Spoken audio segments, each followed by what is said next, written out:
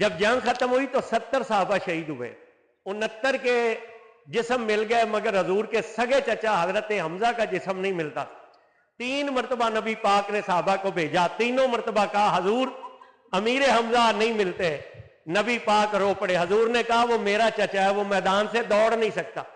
हजरत फातिमा ज़हरा फरमाते हैं फिर मुझे और मौला अली को लेकर हजूर उस पहाड़ी पर चढ़े जिसे सब छोड़कर भाग गए थे।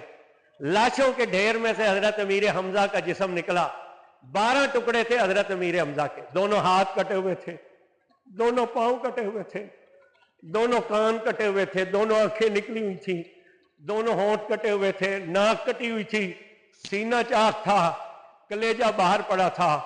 नबी पाक ने अपने चचा को उंगलियों के नाखूनों से पहचाना। हजूर ज़ारो कतार रोने लगे और आपने फरमाया चचा तूने चचा होने का हक अदा कर दिया। जब नबी पाक रोए ना तो हजूर ने फरमाया अंता सैयद शोदा, तू क़यामत तक के शहीदों का सरदार है। और अल्लाह ने जिस दिन मुझे काफरों पर गलबा दिया है, मैं 70 काफरों का यही हाल करूंगा जो उन्होंने आपका किया। जब हजूर ने यह कसम उठाई तो दाएं कंधे के करीब से जिब्रील की आवाज आई और जिब्रील ने अल्लाह का सलाम पेश करके कहा महबूब तेरा रब फरमाता है ये इंसाफ नहीं है कि एक के बदले में 70 का मुसला किया जाए। अगर आप करना चाहें तो आप एक के बदले में एक का मुसला करें, और अगर आप माफ करें और सब्र करें तो सब्र सबसे बड़ी अमल है। तो अब देखिए आम बंदे और नबी में फर्क क्या होता है। जब जिब्रील ने अल्लाह का यह पैगाम सुनाया उसी लम्हे हुजूर ने फरमाया कि मैं सब्र करूंगा और सब्र करने वाला।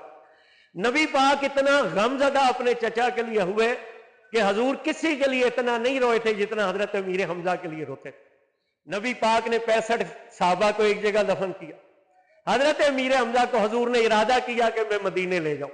जब उनके जिस्म अतर को ऊंट पर लादा गया और ऊंट मदीने की तरफ चला तो ये पहाड़ भी साथ चलना शुरू हो गया। तो हजूर ने ओट पहाड़ से कहा रुक जा, तो ओट पहाड़ रो पड़ा। ओट पहाड़ ने कहा या रसूलल्लाह सिर्फ आप अमीर हमजा से मोहब्बत नहीं करते, मैं भी अमीर हमजा से मोहब्बत करता हूं। जहां जहां अमीर हमजा जाएंगे वहां मैं जाऊंगा। तो हजूर ने फिर उन्हें यहां दफन किया। जब दफन किया ना तो इतनी चादर नहीं थी कि उनके पांव ढकते हैं। पांव ढकते थे तो सर नंगा होता था, सर ढकते थे तो पांव नंगे। तो हजूर ने पांव नंगे करके घास डाली, उन्हें यहां दफन किया। नबी पाक मदीने में गए। हर मदीने के घर से रोने की आवाज आती। हजूर ने पूछा ये लोग क्यों रोते हैं? अर्ज की अपने शहीदों को रोते हैं। हजूर ने फरमाया क्या मेरे चचा को रोने वाला कोई नहीं? तो साहबा ने अपने घर वाले